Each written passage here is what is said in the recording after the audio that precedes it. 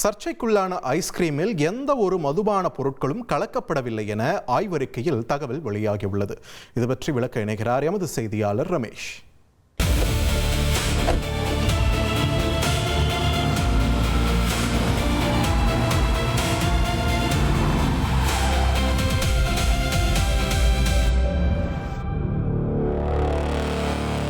சென்னை அண்ணா நகரில் ஐஸ்கிரீம் கடை ஒன்றில் மதுபானம் கலந்த ஐஸ்கிரீம் விற்கப்படுறதா எழுந்த புகாரில் திடீர் திருப்பம் ஏற்பட்டிருக்கு.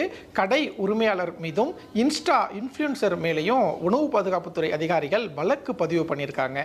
அதாவது சென்னை அண்ணா நகரில் இருக்கக்கூடிய ஒரு பிரபலமான ஐஸ்கிரீம் கடையில் மதுபானம் பெயரில் ஐஸ்கிரீம் விற்கப்பட்டது பெரும் சர்ச்சையை ஏற்படுத்தி இருந்தது.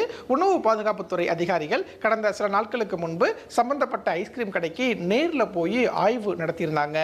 இந்த ஆய்வின் முடிவில் இப்போ அந்த ஐஸ்கிரீம் மதுபானம் கலந்த ஐஸ்கிரீம் இல்லை, மதுபான பொருட்கள் எதுவுமே அந்த ஐஸ்கிரீமில் கலக்கப்படலை அப்படின்னு ஆய்வு முடிவில் தெரிய வந்திருக்கு. மற்றொரு பக்கம் அந்த ஐஸ்கிரீம் கடையினுடைய உரிமையாளர் பிருத்விராஜ் இன்ஃப்ளூயன்சர் நிஷா நிவேதா அப்படிங்கிறவருக்கு 15,000 பணம் கொடுத்து ப்ரமோஷனுக்காக கடையை பிரபலப்படுத்துறதுக்காக அந்த வீடியோவை போட சொன்னதா உணவு பாதுகாப்புத்துறை அதிகாரிகளுடைய ஆய்வில் தெரிய வந்திருக்கு. பொதுவாக ஃபுட் ரிவ்யூ பண்ணக்கூடிய யூடியூபர்ஸும் சரி, இன்ஃப்ளூயன்சரும் சரி, ஹோட்டலாக இருந்தாலும் அது ஐஸ்கிரீம் கடையாக இருந்தாலும் உணவு பாதுகாப்புத்துறை சான்றிதழ் இருக்கா, உண்மைத்தன்மை இருக்கா அப்படின்னு செக் பண்ணிட்டு தான் வீடியோ போடணும் அப்படின்னு உணவு பாதுகாப்புத்துறை நிறைய அறிவுறுத்தல் எச்சரிக்கையை கொடுத்துருக்காங்க.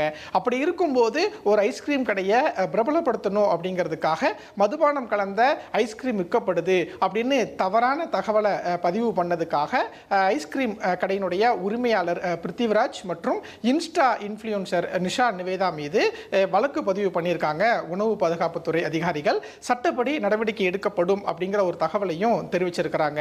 முதல் முறையாக ஒரு இன்ஃப்ளூயன்சர் மீது உணவு பாதுகாப்புத்துறை வழக்கு பதிவு பண்ணியிருக்கிறது முக்கியமான ஒன்றாக பார்க்கப்படுது. வரக்கூடிய நாட்களில் இது மாதிரியான தவறான தகவலை யாரனும் பகிர்ந்தா நிச்சயம் நடவடிக்கை எடுக்கப்படும் அப்படிங்கிற ஒரு எச்சரிக்கையையும் உணவு பாதுகாப்புத்துறை அதிகாரிகள் கொடுத்திருக்கிறாங்க. இனி செல்லும் இடமெல்லாம் செய்தி. தந்தை டிவியின் வாட்ஸ்அப் சேனலை ஃபாலோ பண்ணினா செல்ல இருக்கும் இடமெல்லாம் செய்தி. இதோ QR கோட் இப்பவே ஸ்கேன் பண்ணுங்க, ஃபாலோ பண்ணுங்க.